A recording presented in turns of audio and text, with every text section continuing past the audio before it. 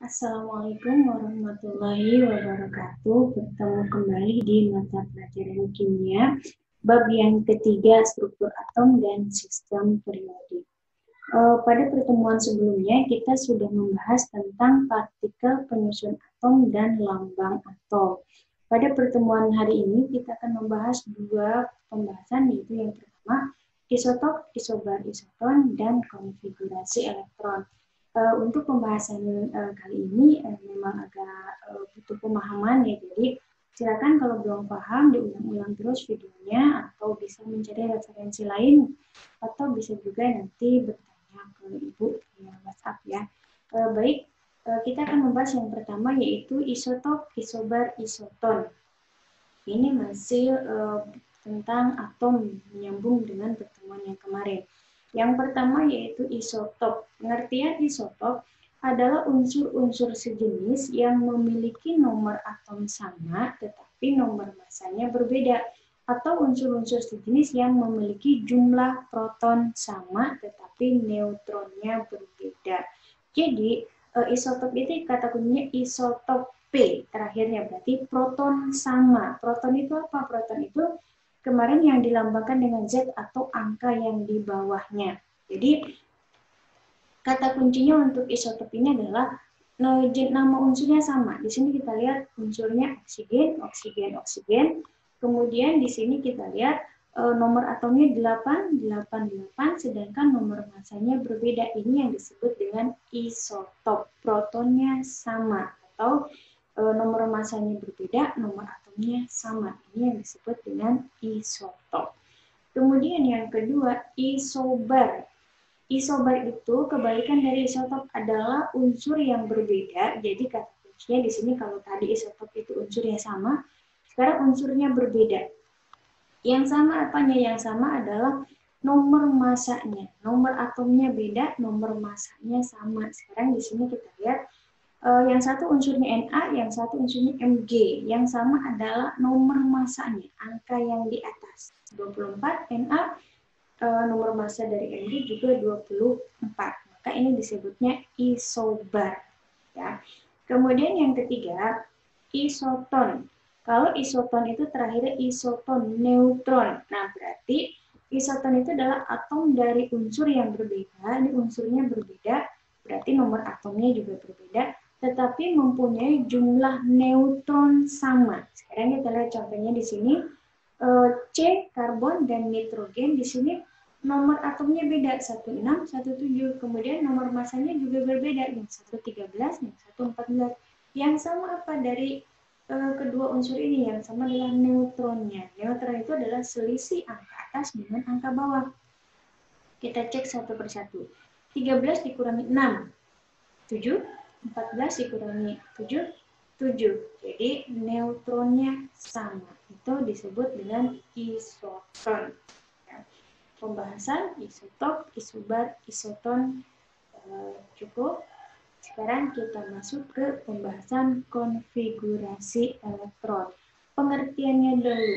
Konfigurasi elektron itu merupakan susunan elektron-elektron dalam kulit-kulit atau dalam subkulit-subkulit. Jadi bayangkan bahwa kita kan kemarin sudah membicarakan partikel penyusun atom. Nah, atom itu digambarkan seperti ini.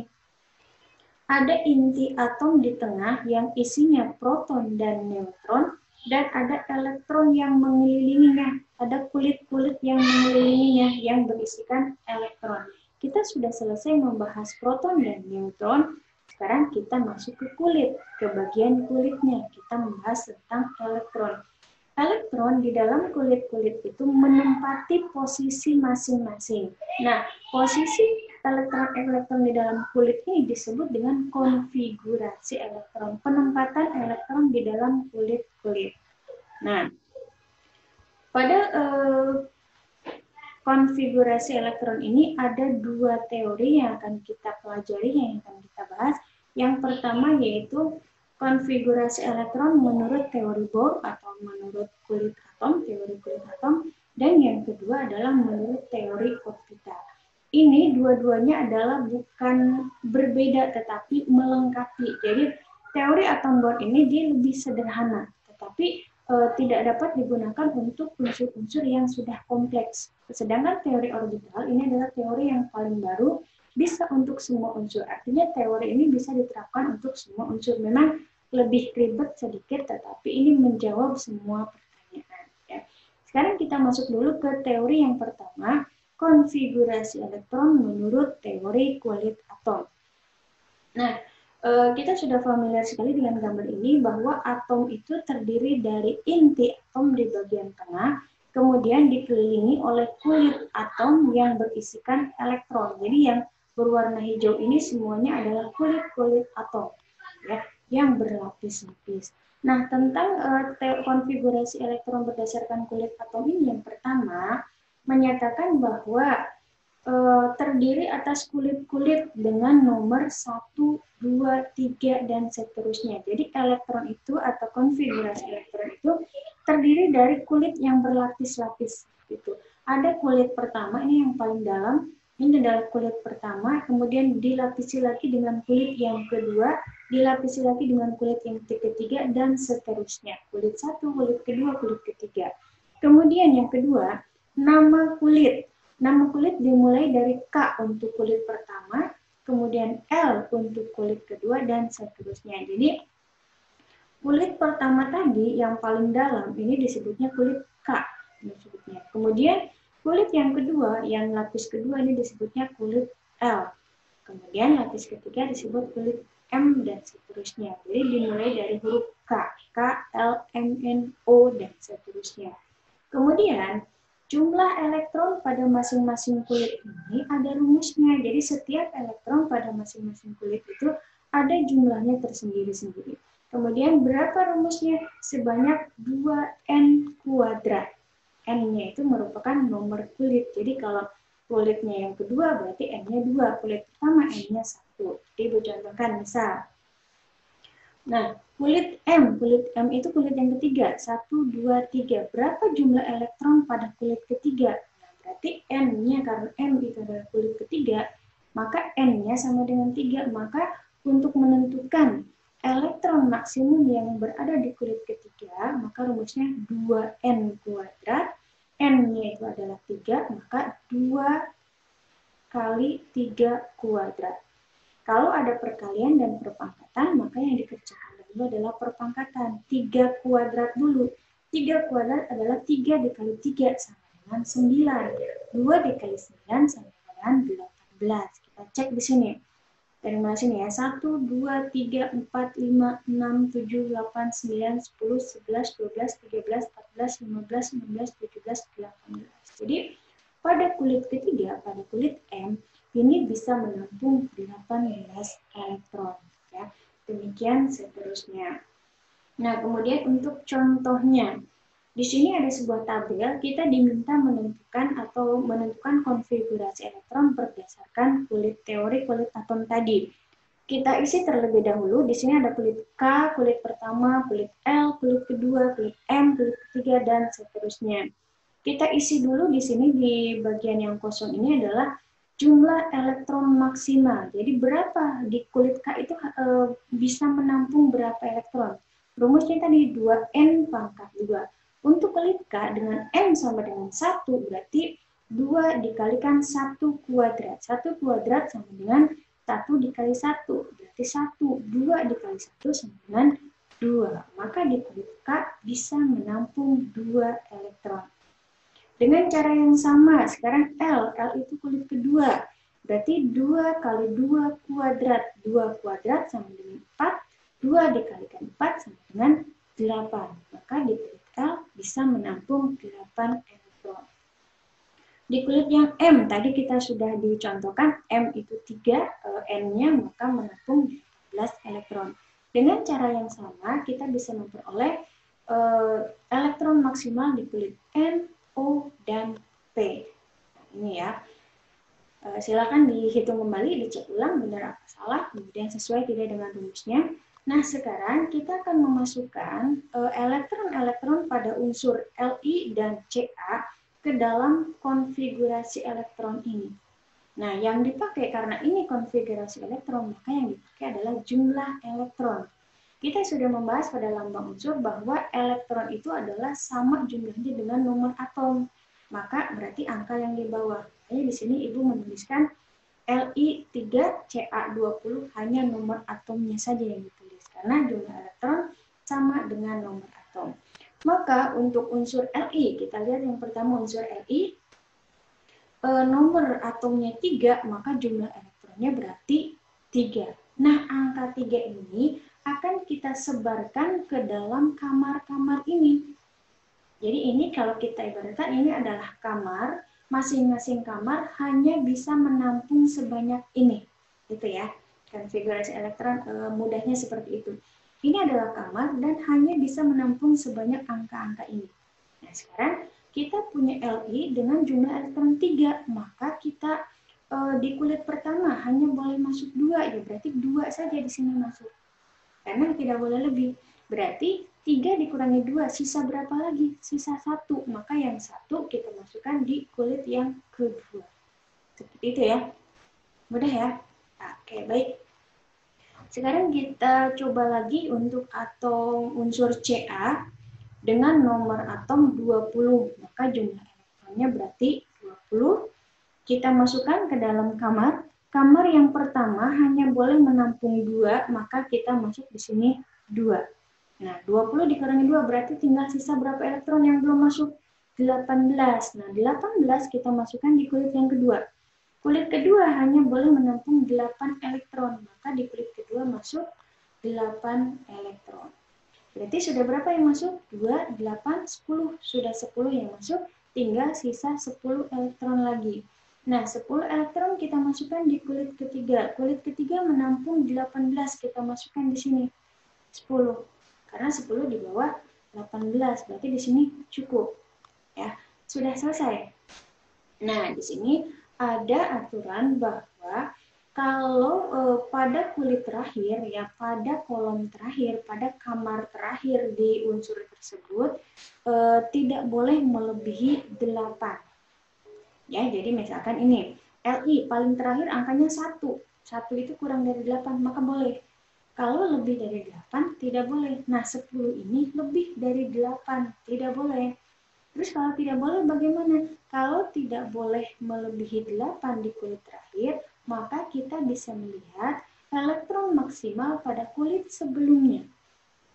Ya. Di sini di kulit sebelumnya, sebelum M yaitu kulit L. Berapa di sini elektron maksimal kulit L? 8. Maka di sini kita isi dengan jumlah elektron maksimal di kulit sebelumnya, yaitu 8. Ya. Maka sekarang jadi berapa? 2 tambah 8 tambah 8, 18. Tinggal 2 lagi yang belum masuk. Kita masukkan di kulit selanjutnya. N, 2 elektron. 2 kurang dari 8, boleh berarti. Nah, berarti untuk konfigurasi unsur Ca dengan 20 elektron, konfigurasi atomnya seperti ini. Ya. Kemudian, di sini ada yang disebut elektron valensi. Apa elektron valensi itu? Elektron valensi adalah banyaknya elektron pada kulit terluar. Nah, ini. Kulit terluar itu pada unsur tersebut. Ya. Jadi, kalau pada Li, kulit terluarnya adalah ini. Kalau untuk Ca, kulit terluarnya adalah N. Elektron valensi adalah banyaknya elektron pada kulit terluar. Nah, ini yang tidak boleh lebih dari 8. Maka untuk Li, elektron valensinya adalah 1, sedangkan Ca, elektron valensinya adalah 2. Nah, ini konfigurasi elektron berdasarkan teori kulit atom. Nah, sekarang kita akan membahas teori konfigurasi elektron menurut teori orbita. Nah, di sini agak banyak yang harus kita pahami. Tidak apa-apa, kita pelajari satu persatu. Di sini kita harus memahami dulu asas Aufbau, kemudian aturan Hahn, larangan Pauli, dan bilangan kuantum. Sebelum aturan-aturan ini, kita pelajari dulu bilangan kuantum. Nah, bilangan kuantum ini terdiri dari 4. Suatu atom itu mempunyai bilangan kuantum yang terdiri dari 4. Ada bilangan kuantum utama, bilangan kuantum azimut, bilangan kuantum magnetik, dan bilangan kuantum spin. Kita akan pelajari satu persatu. Bilangan kuantum utama. Jadi yang disebut bilangan kuantum utama ini adalah kulit atom tadi. yang kita sudah pelajari barusan di teori konfigurasi elektron berdasarkan kulit atom. Jadi disebutnya untuk teori orbital masih dipakai disebutnya bilangan kuantum utama. Jadi kulit pertama disebutnya kulit K, kulit kedua disebut kulit L, itu disebutnya bilangan kuantum utama. Nah, kalau teori kulit atom, konfigurasi kulit atom selesai di bilangan kuantum utama, maka untuk teori orbital selain bilangan kuantum utama ada tambahan lagi bilangan kuantum azimut, bilangan kuantum magnetik, dan bilangan kuantum spin. Jadi lebih dijelaskan, lebih terperinci lagi. Nah, kita lihat apa yang disebut bilangan kuantum azimut. Bilangan kuantum azimut itu adalah bilangan yang menyatakan subkulit. Kalau tadi bilangan kuantum utama itu kulitnya 1, 2, 3, K, L, M, N, O. Kalau bilangan kuantum azimut itu adalah subkulitnya. Jadi, di sini kita mengenal ada subkulit S, P, D, F. Jadi kamar tadi kalau kita ibaratkan bahasanya kita menggunakan istilah kamar saja. Jadi konfigurasi elektron itu menempatkan elektron di dalam kamar-kamar, orbital itu kamar ya. Dan untuk bilangan kuantum utama kita ibaratkan itu sebagai lantai. Jadi kita hotel, kita bayangkan ada elektron itu menempati sebuah hotel, maka yang disebut bilangan kuantum utama itu adalah lantai hotel. Ada lantai 1, lantai 2, lantai 3, lantai 4, dan sebagainya.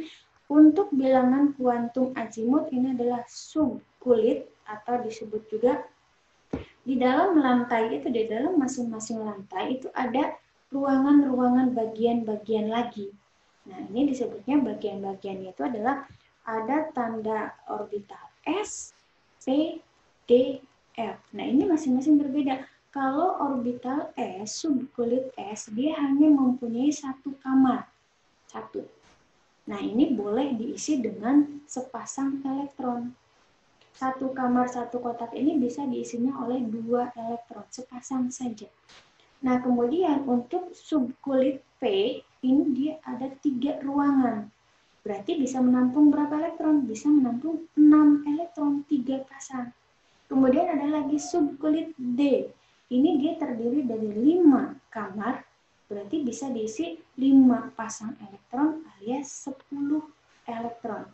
Nah, sedangkan subkulit F ini terdiri dari 7 kamar kali 2, berarti ada 14 elektron yang bisa masuk di sini.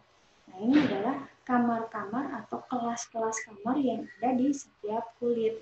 Nah, kemudian banyaknya subkulit di setiap kulit utama itu bertingkat-tingkat. Misal, untuk kulit pertama yang N-nya tadi kulit pertama, kemudian disebut kulit K, itu dia hanya ada satu subkulit saja.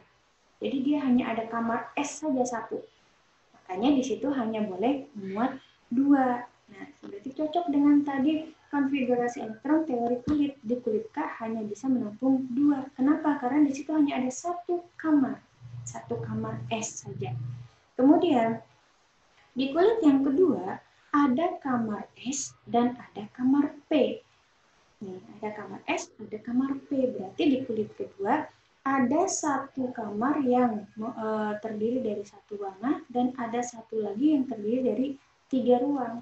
Maka di kulit L bisa menampung ada 4 kamar, 1, 2, 3, 4, berarti bisa menampung 8 elektron. Demikian seterusnya. Jadi kalau misalkan ini Ibu jelaskan di sini biar lebih paham.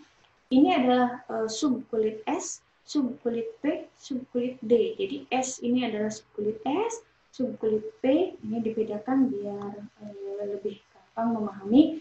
Untuk kulit K, kulit pertama hanya ada S saja. 1. Untuk kulit kedua, kulit L, ada S dan ada P. Jadi ini adalah lantai kedua. Lantai ketiga, di kulit M ada 3 subkulit. Ada S, ada P, ada D. Nih. Jadi ini adalah lantai 3. Ini lantai 1, hanya ada satu ruangan. Lantai 2, lantai 3, lantai 4. Nah, Bu, lantai 5 harusnya di sini ada 5. Betul, menurut teori. Tetapi sampai saat ini belum ada unsur yang mempunyai orbital sampai 5 di sini. Gitu ya. Dan demikian seterusnya. Itu subkulit, ya, bilangan kuantum azimut. Bilangan kuantum utama kulit, lantai, bilangan kuantum azimut subkulit, ruangan-ruangan di dalam masing-masing lantai.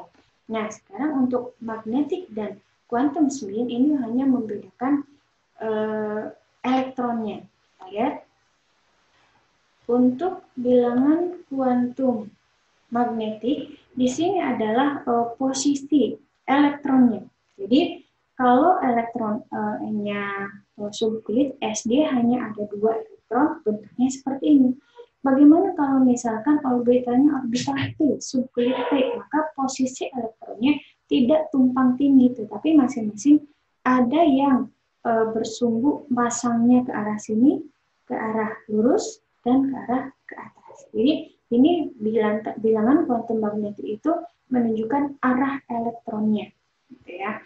Nah, sedangkan untuk bilangan kuantum spin ini adalah menunjukkan bahwa tidak ada elektron yang, walaupun tadi satu kamar, tidak ada elektron yang arahnya sama. Jadi walaupun di dalam satu kamar yang sama, ini elektronnya satu menghadap ke atas, artinya arah rotasinya berbeda, dan satu menghadap ke bawah, atau digambarkan dengan tanda panah ke atas dan tanda panah ke bawah. Nah, jadi untuk bilangan kuantum, Ibu rangkum kembali, bilangan kuantum utama itu adalah nomor kulitnya 1, 2, 3, 4, sedangkan bilangan kuantum azimut itu subkulit.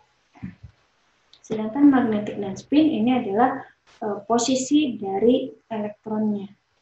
Kemudian setelah bilangan kuantum, kita bahas sekarang asas Aufbau. Menurut beliau, pengisian elektron di dalam orbital itu dimulai dari tingkat energi yang rendah menuju ke tingkat energi yang lebih tinggi. Jadi elektron itu tidak menempatinya itu tidak asal. Oh, saya inginnya di kulit kedua, saya ingin kulit ketiga, tidak. Tetapi menempati tempat yang energinya rendah dulu. Jadi mengisi kulit pertama dulu.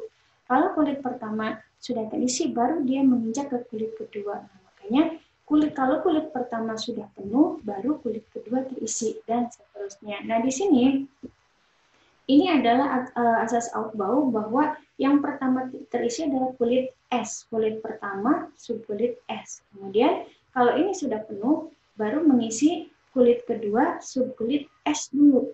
Kemudian kalau ini sudah penuh, baru mengisi kulit kedua subkulit P. Kalau subkulit P sudah terisi juga, maka baru mengisi subkulit yang ketiga. Tapi yang S dulu. Kenapa? Karena ini tingkat energinya lebih rendah. S dengan P itu lebih rendah daripada P. Kemudian, setelah mengisi 3S, kita lanjutkan mengisi 3P. Nah, dari 3P ini harusnya kan mengisi 3D. Tetapi menurut asas Aufbau, yang kita isi terlebih dahulu adalah 4S. Kita lihat anak panahnya. Panahnya ke sini, setelah itu 2P, 2P, kemudian 3S, 3S, 3P. Nah, dari 3P ke 4S dulu. Tidak ke 3D dulu. Kenapa? Karena tadi energi yang digunakan untuk mengisi 4S itu lebih rendah daripada energi yang digunakan untuk mengisi 3D. Jadi 4S ini kan hanya ada satu kamar, sedangkan 3D ini kan D itu orbitalnya ada 5 kamar. Jadi yang energi yang diperlukan, istilahnya biaya sewanya lebih besar kalau 4 kamar dibandingkan dengan 1 kamar di orbit keempat. Jadi tingkat urutan pengisian elektron mengikuti arah panah ini. 3S, 3P, 4S, dari 4S baru 3D, setelah 3D, 4P, setelah 4P, sebelum 4D ke 5S dulu, setelah 5S baru 4D, setelah 4D bukan ke 4F, tetapi ke 5P dulu, ke 6S, baru ke 4F. Pokoknya mengikuti arah panah ini. Kemudian, asas Aufbau. Yang ketiga, kita masuk ke aturan Hahn. Nah, menurut aturan Hahn, pengisian orbital pada tingkat energi yang sama, elektron itu menempati orbital sendiri-sendiri dulu. baru kemudian berpasangan. Jadi elektron itu di dalam kamar berpasangan. Satu kamar itu terdiri dari 2 elektron, tetapi mengisinya tidak boleh langsung berdua-berdua. Jadi misalkan, nah, subkulit P itu kan terdiri dari 3 kamar. Misalkan ibu punya 4 elektron untuk mengisi 3 kamar ini. Maka cara mengisinya bukan 4 elektron itu bukan berpasangan, ini kosong. Tidak seperti itu. Menurut aturan Hahn, cara pengisian elektron pada tingkat energi yang sama itu, cara mengisinya sendiri-sendiri dulu.